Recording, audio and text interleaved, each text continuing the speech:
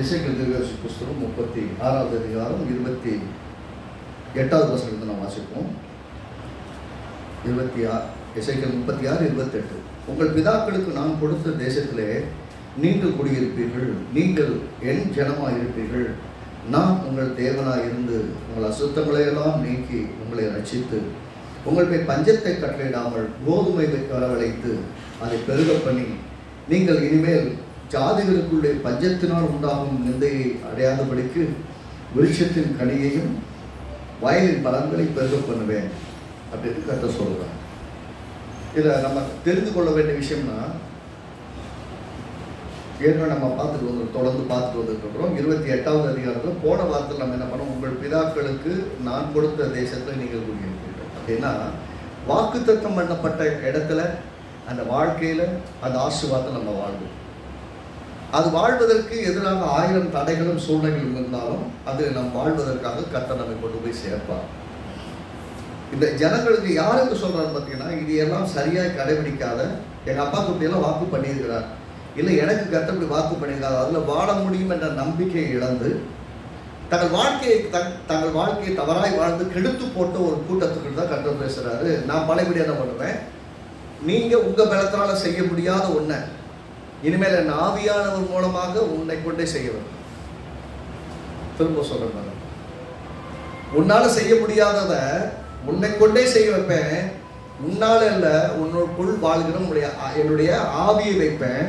அந்த ஆவியானவர் நீ செய்ய முடியாததையும் செய்வதற்கு உனக்கு உதவி செய்வார். நிறைய சமயங்கள்ல நம்மளால செய்ய முடியாதுன்னு நாம யோசிக்கிறத எப்பயுமே என்ன பண்ண மாட்டேங்கிறது, என்ன செய்யறதில்ல, கர்த்தர் கையில கொடுக்க கற்றுக்கொள்வதில்லை. கர்த்தர் கையில் என்ன பண்ணணும், நம்மளால முடியல ஆண்டவரே, ஏசப்பா என்னால் முடிஞ்ச வரைக்கும் நான் ட்ரை பண்ணிட்டேன், என்னால் முடியல, நீங்கள் எனக்கு ஹெல்ப் பண்ணுங்க ஆண்டவரேன்னு சொன்னால், நம்முடைய பலனுக்கு மிஞ்சி சவால்கள் வரும்போது கர்த்தர் கூட செய்ய வைப்பார். நம்மளை வச்சு தான் செய்ய வைப்பார், வேற யாரும் வந்து செய்ய போறதில்லை. நம்மளால முடியாததை நம்மளை கொண்டே செய்ய வைப்பது தான் தேவனுடைய செயல். என்னால் எப்போ முடியலையோ அப்பொழுது நான் கர்த்தரை சார்ந்து கொள்வேன். பார்த்தீங்கன்னா எல்லாரும் எதிராக நின்றார்கள். தாவீது தனித்து விடப்பட்டார். எல்லாரும் கல்லெறி நம்மளை கொல்லணும், ஏன்னா இவனால தான் என் பிள்ளைங்க போச்சு, என் சொத்து போச்சு, ஆஸ்தி போச்சு, என் மனைவி எடுத்துட்டு போயிட்டாங்க, பிள்ளைங்க எடுத்து போயிட்டாங்கன்னு எல்லாம் அவங்கள அவ்வளோ கோபமாக இருக்காங்க.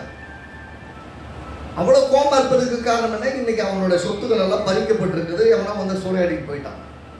தாவீதுனுடைய மனைவி பிள்ளைகளும் கூட எடுத்துட்டு போய்பட்டுருக்கிறாங்க. இந்த நிலைமை அவன் எல்லாத்தையும் அவனுக்கு இழந்துதான் நிற்கிறான். ஆனால் எப்பவுமே பார்த்தீங்கன்னா எல்லாரோடு கூட நாமளும் அவர்களை போலதான் இழந்து நிற்போம். ஆனால் கேசுமோ என்ன சொல்லுவாங்கன்னா, இவனாலதான் என் வாழ்க்கையை போச்சுமா, நம்மளையும் சேர்த்து நமக்கு லாஸ் ஆயிருக்கும், அவனுக்கு லாஸ் ஆயிருக்கும், அவனுக்கு ஏற்பட்ட அதே இழப்பு தான் நமக்கு ஏற்பட்டிருக்கும். ஆனாலும் குற்றவாளிங்கிற இடத்துல நம்மளை நிற்க வைப்பாங்க. தாவீது என்ன பண்றான்னா, எல்லாரும் எதிர் நின்றார்கள். தாவீது கர்த்தருக்குள் தன்னை திடப்படுத்தி கர்த்தரால் எனக்கு செய்ய முடியும். கர்த்தர்ட்ட கேட்கிறான், ஆண்டவரே நான் என்ன செய்யட்டும்? கர்த்தர் சொல்றாரு, அதை நான் அது பின்னாடி போகலாமா, அதை நான் பிடிக்க முடியுமா, பள்ளிப்படி என் பிள்ளைகளை, என் பொருள்களை, என் மனைவி எல்லாம் எடுத்துட்டு வந்துட முடியுமா, நான் எல்லாம் சுதந்திரம் எங்களுடைய எல்லாம் எடுத்துட்டு வந்துடலாமா? ஆண்டவர் சொல்றாரு, கர்த்தர் சொல்றாரு, நீ போ, நீ சகலத்தையும் திருப்பி கொள்வாயின்னு சொல்றாரு. சொன்ன உடனே அவன் போகிறான். போனி அது தேவன் சொன்னபடியே எல்லாத்தையும் திருப்பி கொண்டு வருகிறான். அவங்களோடதையும் யார் எதிர்த்து நின்னாங்களோ அவங்க போய் சொன்னாமா, எனக்குடையது மட்டும் தூக்கிட்டு வரல, சகலத்தையும் திருப்பி கொண்டு வருகிறான்.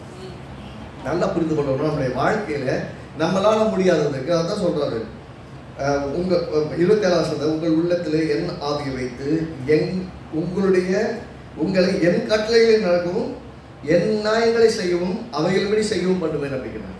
உன்னால முடியாது, இப்ப என் ஆவியானவர் கொடுப்பேன். என் ஆவியானவருக்குள்ள வந்ததுக்கு அப்புறம் நீ கடைபிடிக்க முடியாத, என்னால முடியலன்னு சொன்னதை நீங்களே செய்வீங்க.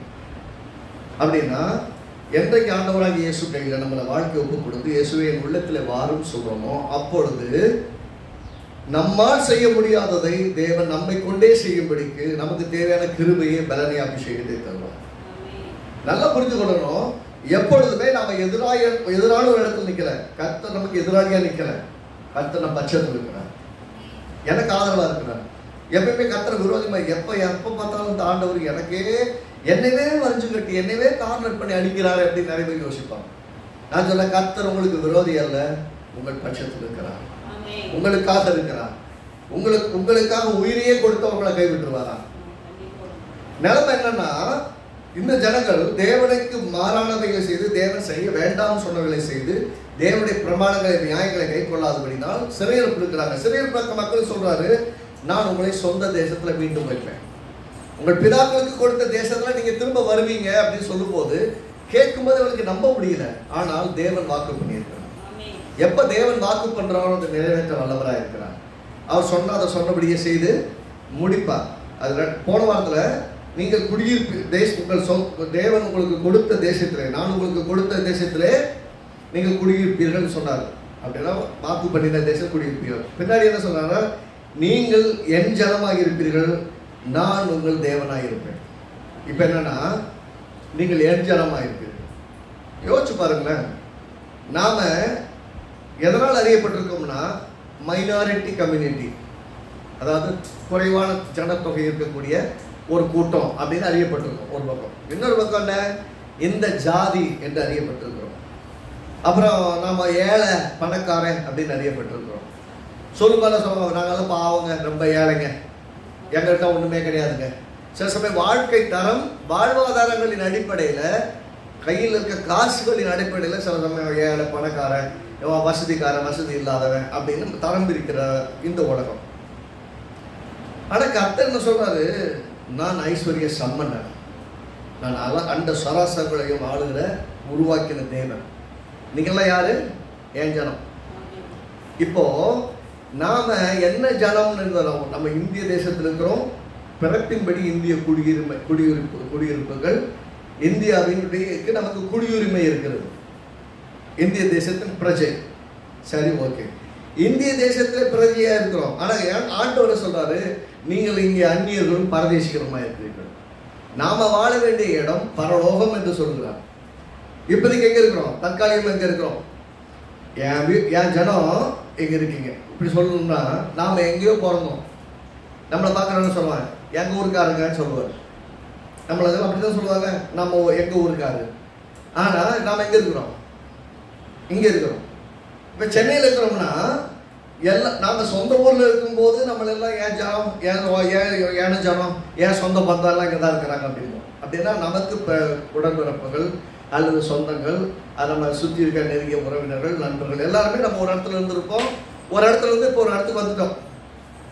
ஒரு இடத்துல இருந்து இன்னொரு இடத்துக்கு வந்துட்டு இன்னொரு இடத்துல இருக்கிறோம். இங்க என்ன சொல்லுவோம், இங்கேயும் நமக்கு சில நண்பர்கள் சில இடங்கள்லாம் நமக்கு இருப்பாங்க. இங்க இருக்கிறவங்க பார்த்தீங்கன்னா என் ஜனம்னு சொல்றது இல்லை.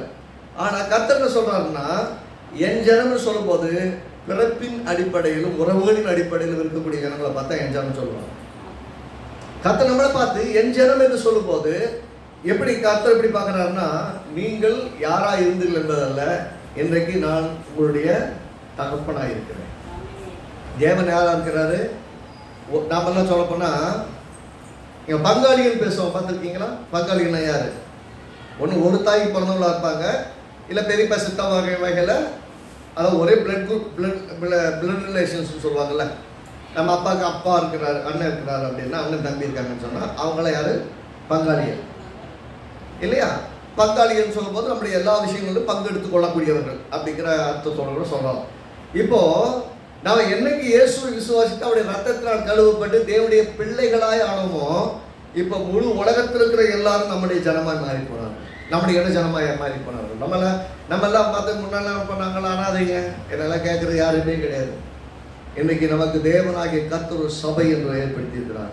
நம்மை விசாரிப்பதற்கு, நமக்காக ஜெபிப்பதற்கு, நமக்கு துணை நிற்பதற்கு என்று தேவன் ஒரு சபையை ஏற்படுத்தி இருக்கிறார். அதனால பார்த்தீங்கன்னா சபைக்கே வராமல் நான் தனியாக இருந்துடலாமா அப்படின்னா, கர்த்தர் எனக்குள்ள வாழ்றாரு, நான் தனக்கா தேவனுடைய பிள்ளை, என் தேவனுடைய குடும்பத்தில் தான் இருக்கிறேன், நான் வந்து தனியாக இருந்து நான் தனியாக ஆராய்ச்சி தனியாக போயிடலாமே அப்படின்னு நினைச்சோம்னா அது சாத்தியப்படாது. நீங்கள் தேவனுடைய பிள்ளைகளாக இருந்தால் ஒரு ஆலயத்தோடு ஐக்கியப்பட்டிருக்கணும். ஏன் ஆலயத்தோடு ஐக்கியப்பட்டிருக்கணும்? சும்மா செத்தா தூக்கி புதைக்கிறதுக்கு ஒரு கல்யாணம் நடத்தி வைக்கிறதுக்கு மட்டும் கிடையாது. தேவன் அங்கே உங்களை சந்திக்கிறார், உங்களோட பேசுகிறார், உங்களோட உறவாடுகிறார். நான் சொல்றேன், நீங்கள் தனிமைப்படுத்திக் கொண்டு தனிமையிலே வாழணும்னு நினைச்சீங்கன்னா அது வாழ்வதற்கான இடம் இது கிடையாது. இந்த பூமியிலே நமக்கு தேவன் நியமித்திருக்கிற ஒரு பெரிய ஜனக்கூட்டம், தேவனுடைய ஜனங்கள் இருக்கிறார்கள். அதனால நீங்கள் என் ஜனமாய் இருப்பீர்கள் அப்படி சொன்னதை நீங்க பார்க்க போறோம். நீங்க சொல்ற நீங்கள் என் ஜனமாய் இருப்பீர்கள் அப்படின்னு என்ன அர்த்தம்? அன்னைக்கு தேவனுடைய ஜனமான்னு கேட்டா தேவனுடைய ஜனம்தான். ஆனால் தேவனுடைய ஆவியை பெற்றவர்களாய் இராதபடியால் தேவனுடைய ஜனங்களாய் முற்றிலுமாய் மாற்றப்பட வேண்டும். அன்னைக்கு எப்படி இருந்தாங்கன்னா தேவனுக்கு சத்துருக்களாய் இருந்தார்கள், தேவனுக்கு எதிராளிகளாய் இருந்தார்கள், தேவனுக்கு பகைஞர்களாய் இருந்தார்கள். அதனால எப்படி பகைஞர்கள்? தேவனை விசுவாசிக்கவில்லை, தேவனுடைய வாக்குத்தத்தத்தை நம்பவில்லை, தேவன் தனக்கு தகப்பனை போல இருக்கிறார் என்பதை அவங்க ஏற்றுக்கொள்ளவே இல்லை. அதனால் வேதனையிலே, கஷ்டத்திலே, போராட்டங்களிலே வாழ்ந்து கொண்டு வந்தார்கள். அந்நிய தேசத்திலே அடிமைகளாக இருந்தார்கள். எசேக்கியேல் தீர்க்கதரிசியின் காலத்திலே அவர்கள் அடிமைகளாக இருந்தார்கள். அடிமைத்தனத்திற்கு சொல்றாரு, நான் உங்களுக்குள்ள ஆவியை வைப்பேன், நீ என் கட்டளையின்படி நடப்ப, நான் என்ன பண்ணுவேன், உங்கள் பிதாக்களுக்கு வாக்கு பண்ண தேசத்துல வைப்பேன், நீங்கள் என் ஜனமாயிருப்பீர்கள். அப்படின்னா நீங்க எனக்கு உரிமை உள்ளவர்களாக இருப்பீர்கள். எப்பயுமே பாத்தீங்கன்னா கர்த்தர் உங்களை என்னுடைய ஜனம்னு சொல்லியாச்சனாலே உங்களோட ஸ்டாண்டர்ட் ஆஃப் லைஃபை வேற மாதிரி மாறிடும். நீங்க எங்க பிறந்தீங்கன்னு முக்கியம் கிடையாது, நீங்கள் யாருடையவர்களா இருக்கு என்பது முக்கியம். பாருங்க, எபிரேயர் புஸ்தகம், எபிரேயர் எழுதினதும் 8வது அதிகாரம் 10வது வசனத்தை ஒரு சில வசனங்களை வேகமா பார்க்க போறோம். எபிரேயர் எழுதினதும் 8வது அதிகாரம் 10வது வசனம்.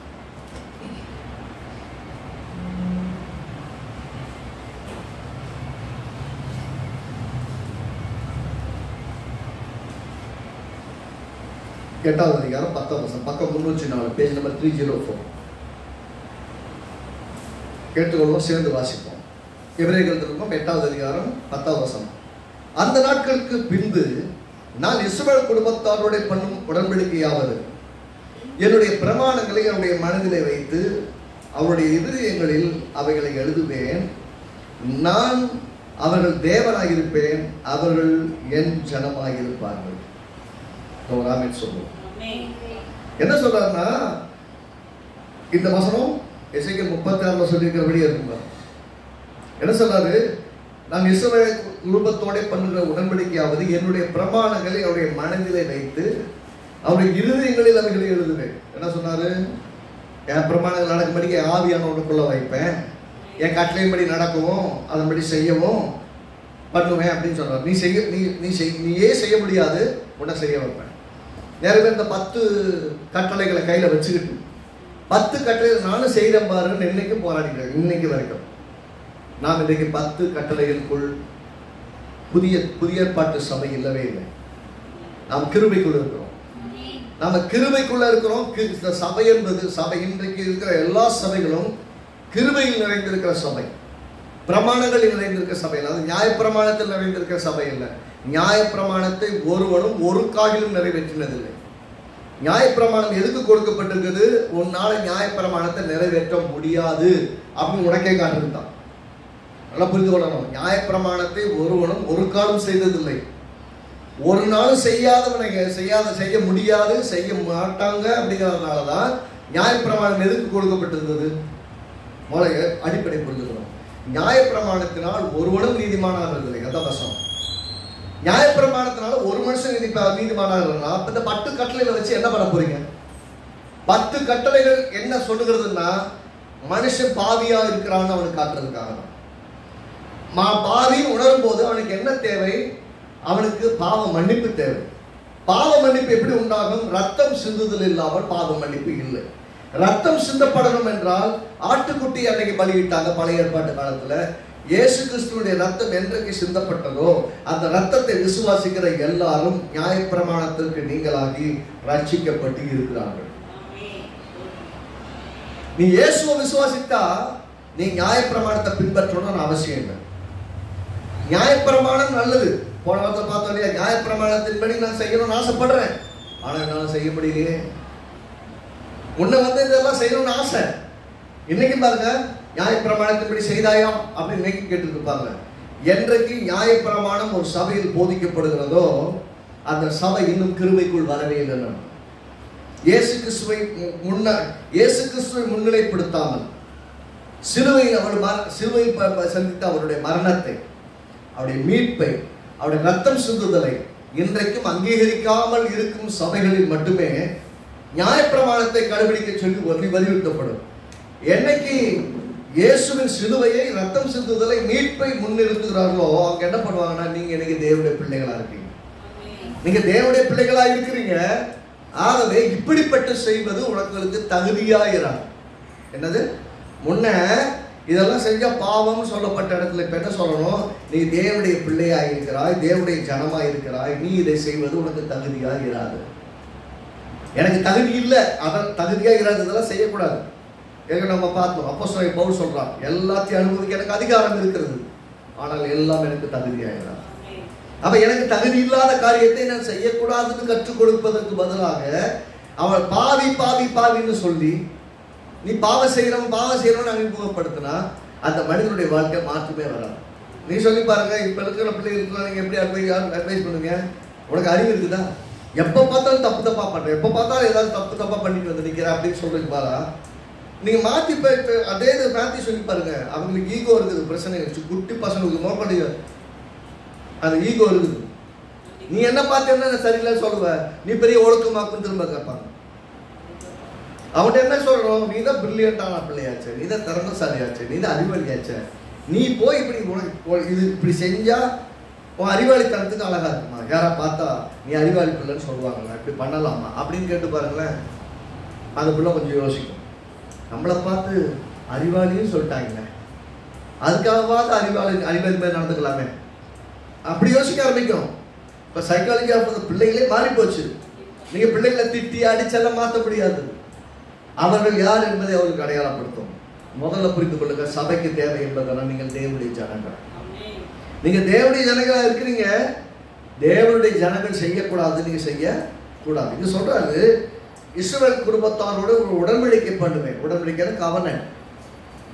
நாம எல்லாம் புதிய உடன்படிக்கை இருக்கிறோம். என்ன சொல்லுங்க? புதிய உடன்படிக்கையில் இருக்கிறோம். புதிய உடன்படிக்கையின் மக்களா இருக்கிறவர்கள் நியாயப்பிரமாணத்திற்கு கீழ்பட்டவர்கள் அல்ல, கிருபைக்கு கீழ்பட்டிருக்கிறார்கள். கிருபைக்கு கீழ்பட்டிருக்கிறவர்கள் நியாயப்பிரமாணத்தை கடைபிடிக்க வேண்டியதில்லை, இயேசுவை விசுவாசிக்க வேண்டும், வாக்குத்தத்தங்களை விசுவாசிக்க வேண்டும். நான் யார் என்று கர்த்தர் சொல்லுகிறாரோ அதை விசுவாசிக்கணும். ஒண்ணு மறக்கக்கூடாது, எந்த நிலையிலும் நான் தேவனுடைய ஜனமா இருக்கிறேன் என்று மறக்கக்கூடாது. கர்த்தர் தான் சொல்றாரு. நான் சொல்றாரு பாருங்க, எபிரேயர் 8:10, அந்த நாட்களுக்கு பின்பு நான் இஸ்ரவேல் குடும்பத்தோட பண்ண உடன்படிக்கையாவது என்னுடைய பிரமாணங்களை அவருடைய மனதில் வைத்து அவருடைய இருதயத்தில் அவர்கள் எழுதுவேன். நான் அவர்கள் தேவனாக இருப்பேன், அவர்கள் என் ஜனமாக இருப்பார். நான் அவர்கள் தேவனாக இருப்பேன்னா அவரா வாலண்டியா சொல்றார். நீங்களா சொன்னீங்க, அப்பா நான் உன் ஜனமா இருக்கணும் ஆண்டவரே, நீங்களா கேட்டீங்க. அவர் தான் சொல்றார், நீங்கள் என் ஜனமா இருப்பீர்கள், நான் யாரா இருப்பேன்? உங்கள் தேவனா இருப்பேன். நான் உங்க தேவனா இருக்கிறதுனால நீங்க ஜனமா மாறிட்டீங்க. அவர் என்ன தேவன்? அவர் எல்லாவற்றுக்கும் மேலானவர். இப்ப நாம எங்க இருக்கிறோம்? தேவனுடைய குடும்பத்தில் இருக்கிறோம். எப்படி குடும்பத்தில் ஆனோம்? 2 கொரிந்தியர் புஸ்தகம் 6வது அதிகாரம். நிறைய இடங்கள்ல கர்த்தர் திரும்ப திரும்ப திரும்ப திரும்ப சொல்றதுன்னா, நான் நீங்க என்னுடைய பிள்ளைங்க, நீங்க என்னுடைய பிள்ளைகள் திரும்ப திரும்ப சொல்கிறார். பேஜ் நம்பர் 250, 2 கொரிந்தியர் 6வது அதிகாரம் 14வது வசனத்திலிருந்து. அது சேர்த்து வாசிச்சா நல்லா இருக்கும். பேஜ் நம்பர் 250 புதிய ஏற்பாட்டில். அந்நிய நுகத்திலே பழைய ஏற்பாட்டில் புதிய ஏற்பாட்டில் 250வது பக்கம், பேஜ் நம்பர் 250 எடுத்துக்கொள்ள, சேர்ந்து வாசிப்போம். 2 கொரிந்தியர் 6வது அதிகாரம் 14 அந்நிய நுகத்திலே அவிசுவாசியுடன் பிணைபடாது இருப்பீர்களாக. அப்படின்னு என்ன அர்த்தம்? அந்நிய நுகத்திலன்னா உங்களுக்கும் அவருக்கும் சம்மந்தம் இல்லாத ஒன்றுல போய் தலையை மாட்டிக்காதீங்க. அவிசுவாசிகளோட கூட நீங்கள் பிணைப்படாது இருங்க. அப்படின்னா என்ன அர்த்தம்? நீங்க விசுவாசி, அவங்க அவிசுவாசிகள்.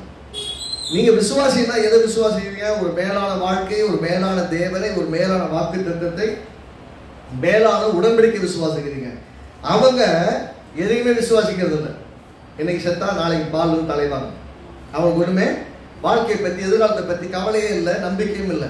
ஆனா உங்களுக்கு தெரியும், இன்னைக்கு இறந்தாலும் இன்றைக்கு செத்தா கூட நான் பிதாவின் மடியிலே பரலோகத்திலே இலைப்பாறுதலுக்குள்ளாக போயிடுவேன் தெரியும்.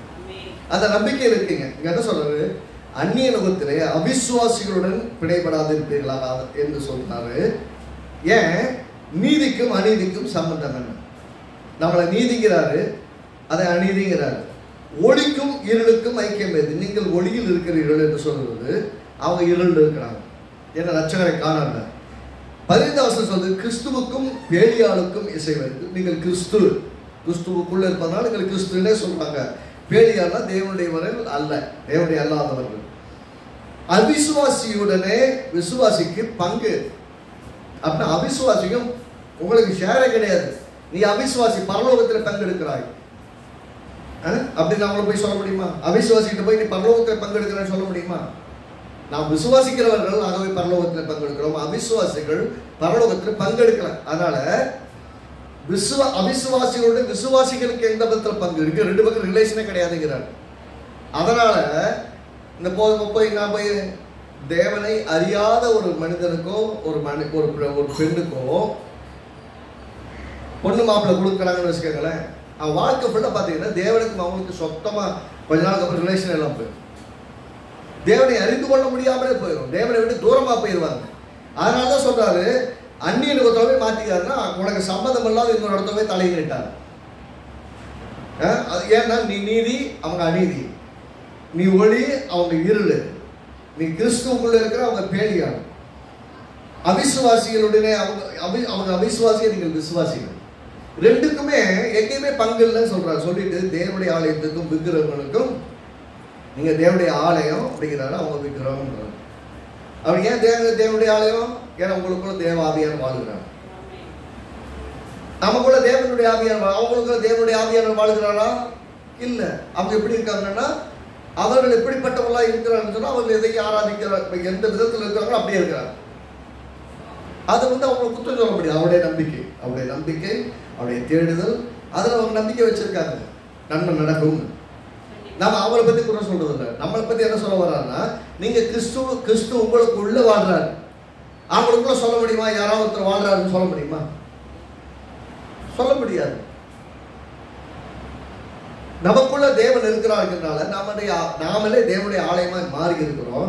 ஆனபடியினால் நீங்கள் உங்கள் நடுவில் இருந்து புறப்பட்டு பிரிந்து போய் அசுத்தமானது ராதர்கள் கத்த சொல்ற. அவங்களோட இருக்காதீங்க. நீ ஏஞ்சனா செப்பரேட்டா இருக்கும், ஆள் பார்த்தா தனியா தெரியணும். மக்களோடு கூட மக்களாய் நீ அறியப்படக்கூடாது. நீ மக்கள் இருந்து வேறு பிரிக்கப்பட்டு பரிசுத்தமான ஜனம் தனியா தெரியணும் அப்படின்னு கத்த சொல்றாரு. சொல்லிட்டு அதுக்கு அர்த்த வசனம் இருக்கிறது முக்கியமான விஷயம். அப்பொழுது நான் உங்களை ஏற்றுக்கொண்டு உங்களுக்கு பிதாவாயிருப்பேன், நீங்கள் என் குமாரனும் குமாரத்திலுமாயிருப்பேன் என்று சர்வ வல்லமையில கத்த சொல்றேன். இதெல்லாம் விட்டுட்டு ஒதுங்கி என்ன பின்பற்றி என்ன விசுவாசிப்பீங்கன்னா, நாமும் பிதாவா இருக்கேன், நீங்க என் குமாரனும் குமாரத்திலுமா. இப்ப சொல்லுங்க, நாம தேவனுடைய பிள்ளைகளா இருக்கிறோமா இல்ல அவிசுவாசிகளோடு பங்கெடுத்து கொண்டு வாழ்றது போல வாழ்ந்துட்டு இருக்கோம்? அவிசுவாசிக்கு நமக்கு சம்பந்தமே இல்லாத மாதிரி ஒரு வாழ்க்கை வாழவே முடியாது.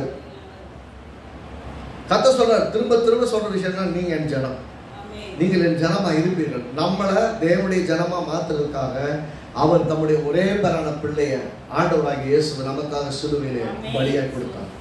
அவர் பலியா கொடுத்து நம்மளை தமக்கு சொந்தமாக்கி கொண்டார். நாம் உரிமையாக்கப்பட்டிருக்கோம், விலை கொடுத்து வாங்கப்பட்டிருக்கிறோம். ஆனால் விலை கொடுத்து வாங்கினதுக்கு அப்புறம் நான் சம்பந்தமே இல்லை அப்படின்னு சொல்ல முடியாது. அடுத்து ஒருவேளை நாம் மறித்து பரலோகத்துக்கு போறோம் அப்படின்னு சொன்னா என்ன நடக்கும்னா,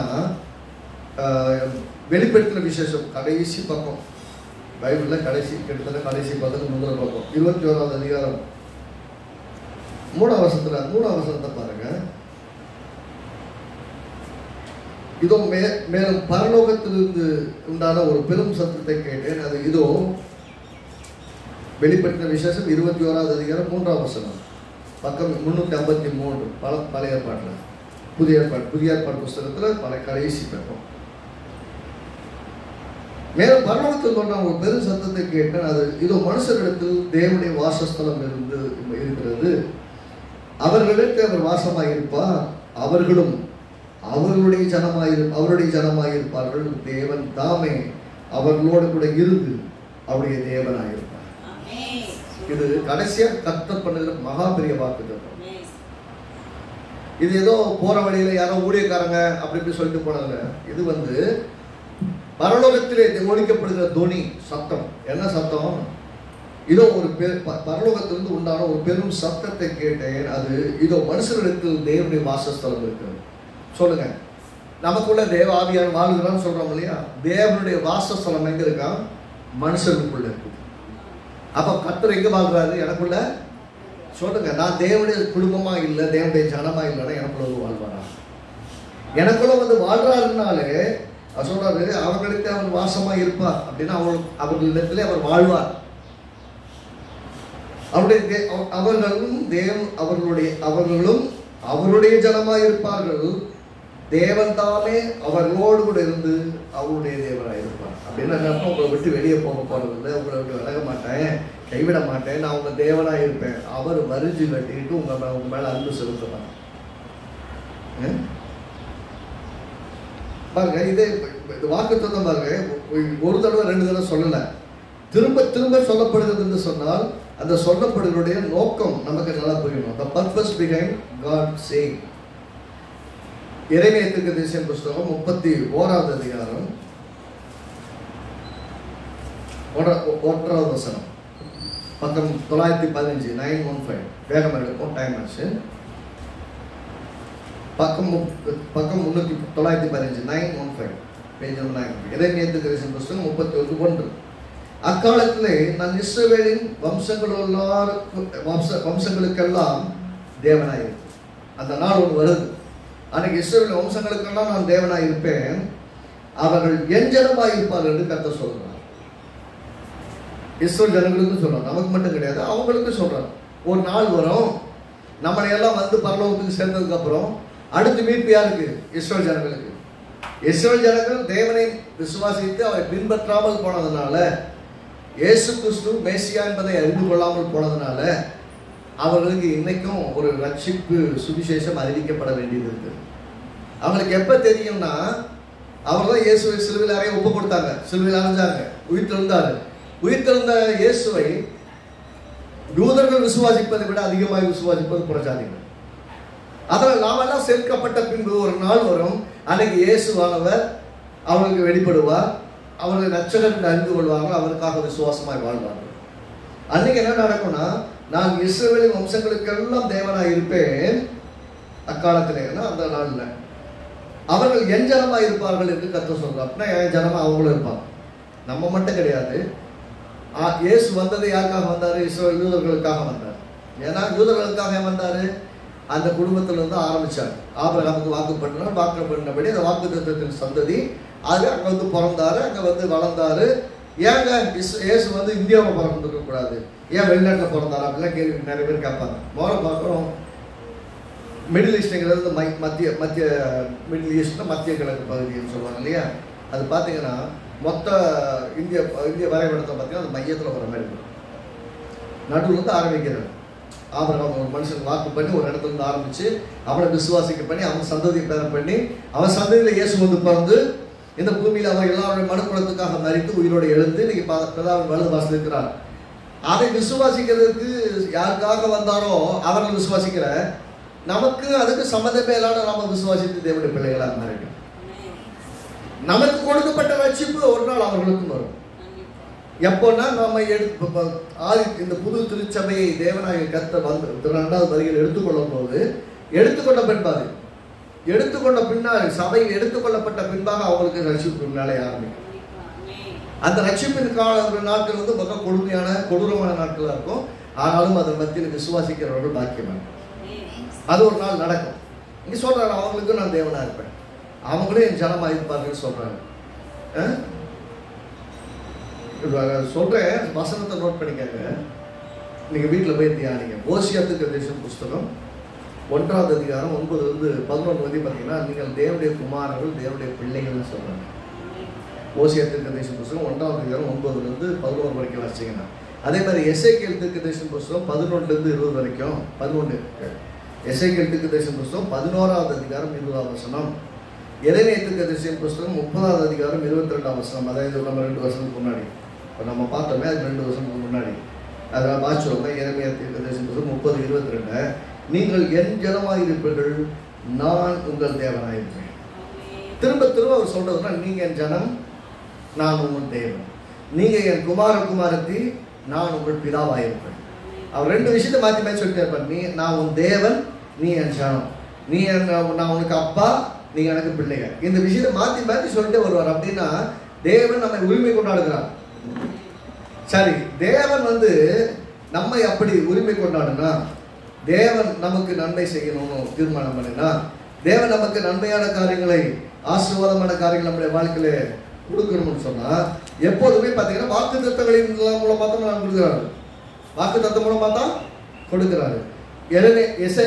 ஏசாயா தீர்க்கதரிசி புத்தகம் 32வது அதிகாரம் வசனத்தை வாசிப்பு நிறைவு செய்யும். ஏசாயா தீர்க்கதரிசி புத்தகம் 32வது அதிகாரம் 18வது வசனம். எல்லாம் எடுத்துக்கொள்ளுங்க, சேர்த்து வாசிப்போம். ஏசாயா தீர்க்கதரிசி புத்தகம் 32வது அதிகாரம் 18வது வசனம், பக்கம் 837, 837, பேஜ் நம்பர் 837. எல்லாத்துக்கும் சேர்த்து வாசிக்கலாம். என் ஜனம், சேர்த்து வாசிப்போம். என் ஜனம் சமாதான தாவரங்களிலும் நிலையான வாசஸ்தலங்களிலும் அமைதியாய் தங்கும் இடங்களிலும் குடியிருக்கும். தேவனுடைய பிள்ளைகள்னா நம்ம இருக்கிற வாழ்ற இடம் எப்படிப்பட்ட இடமா இருக்குமா? அதனாலதான் சொன்னாரு, நான் உனக்கு வாக்கு பண்ணின தேசத்துல நீ குடியிருப்ப, அங்க நான் உனக்கு தேவனாயிருப்பேன். அந்த இடம் எப்படிப்பட்டதா இருக்கும்? என்னுடைய ஜனம் என்று சொல்ற நீ சமாதானமான இடங்களிலே குடியிருப்பாய், நிலையான இடங்களிலே குடியிருப்பாய், அமைதியாய் தங்கும் இடத்தை குடியிருப்பாய். 3 விஷயம் சொல்றாரு. சமாதானமான இடம், நிலையான இடம், அமைதியான இடம். இந்த 3 இருந்தா அதை போல ஒரு பீஸ்ஃபுல்லான இடம் கிடையாது இல்லையா? இந்த 3 விஷயத்தையும் சேர்த்து சொல்றாரு. கர்த்தர் உங்களுக்கு வாக்கு பண்றாரு. நீங்க வாழ்வதற்கு நான் கொடுக்கும் இடம் எப்படிப்பட்ட இடமா இருக்கும் என்றால், ஏனென்றால் நீங்கள் என்னுடைய ஜனமா இருக்கிறபடியால் கர்த்தர் சொல்றார், நீங்கள் சமாதானமான இடங்களிலே குடியிருப்பீர்கள், நிலையான இடங்களிலே குடியிருப்பீர்கள், அமைதியாய் தங்கும் இடங்களிலே குடியிருப்பீர்கள். உங்களை குடியேற்றும் போதே அப்படிப்பட்ட விதத்துல கர்த்தர் குடியேற்றுவார், நிரந்தரமாய் குடியேற்றுவார். அதனால பரலோகத்தை பத்தி சொல்லும் அப்படி சொல்லுது, அங்கே அலறல் இல்லை, கண்ணீர் இல்லை, கவலை இல்லை, பசி இல்லை, பஞ்சம் இல்லை. ஏன்னா அங்க கர்த்தர் தாமே உங்களுக்கு நித்திய வெளிச்சமா இருப்பார். அங்க ஒரு பெரிய ரெஸ்ட்ஃபுல்லான பிளேஸை பரலோகத்தை உங்களுக்காக ஆயத்தம் பண்ணிட்டு இருக்கிறாரு. அதான் இயேசு சொன்னா, நான் போறது உங்களுக்கு நல்லா இருக்கும், ஏன்னா நான் போனா உங்களுக்கு ஒரு இடத்தை ஆயத்தம் பண்ணுவேன், உங்களெல்லாம் கூட்டிட்டு போவேன். அதான் கர்த்தர் நம்மளை நேசிக்கிறார், ஆகவே நமக்கு இவைகள் எல்லாம் செய்கிறார். கர்த்தர் நம்மை மிகவும் அன்பு கூர்ந்து நமக்காக எல்லாத்தையும் செய்கிறார். ஆக விசுவாசிக்கிற மாதிரி இருந்திருக்கணும். என்ன விசுவாசிக்க இருந்திருக்கணும்? கர்த்தர் நம்மை கொண்டு பெரிய காரியங்களை செய்ய விரும்புகிறார். அதற்காகத்தான் நம்மை தேவன் நம்முடைய ஜனங்களாய் மாற்றி வைத்திருக்கிறார். எப்பயுமே நாம மறக்கக்கூடாது, நான் தேவனுடைய ஜனம். நான் அந்நிய நுகங்களில் போய் மாட்டிக்க கூடாது. அந்நியர்களோடு கூட உறவு வைக்கிறேன்னு சொல்லிட்டு அதுக்காக உலகத்தை விட்டு ஒதுங்கி இருக்க முடியாது. எல்லா மக்களோட தான் சேர்ந்து வாழணும். பகைக்கிறவங்க வெறுக்கிறவங்களா இருந்தாலும் அவங்களோட தான் வாழணும். அவனை பகைச்சா பதிலுக்கு பகைக்கணும்னு அவசியம் கிடையாது. எப்படி கிறிஸ்துவை அறிந்து கொள்வார்கள்? அன்பின் மூலமாகத்தான், தேவனுடைய அன்பின் மூலமாகத்தான் அறிந்து கொள்வார்கள். அது நீ அடிச்ச நான் பதிலுக்கு அடிப்பேன், நீ திட்டினா பதிலுக்கு நான் திட்டுவேன், அப்படி இல்லை. கர்த்தர் சொல்றாரு, முந்தி அவனிடத்தில் அன்பு கூறுகிறார். நாம் அன்பு செலுத்துவோம், கர்த்தர் பெரிய காரியங்களை செய்வார். என்றால் நாம் தேவனுடைய ஜனங்களாக இருக்கிறோம். நாம் தேவனுடைய ஜனங்களாக இருக்கிறபடியால் நாம் எப்படிப்பட்ட இடத்துல, தேவனுடைய ஜனங்களாக இருக்கிறவர்கள் இப்படிப்பட்ட இடத்துல வாழ்வோம்னா, சும்மா தேவனுடைய ஜனமைக்கு ஒரு பெரிய டைட்டில் கிடையாது. அங்கே ஒரு தேவனாகிய கர்த்தர் ஒரு பெரிய சமாதானத்தை, அமெரிக்கையை, நம்பிக்கையை, தைரியத்தை கொடுக்கிறார். ஆகவே விசுவாசத்தோடு எதிர்பார்ப்போடு கூட நீங்கள் வாழ்க்கையை சந்திக்கலாம். கர்த்தர் உங்களுக்கு சமாதானமான, நிலையான, அமைதியான ஒரு வாழ்வின் இடத்தை தேவனாய் கர்த்தர் தருவார். ஆமென். கர்த்தர் நல்லவர். நாம் ஆண்டவரை நோக்கி பார்ப்போம்.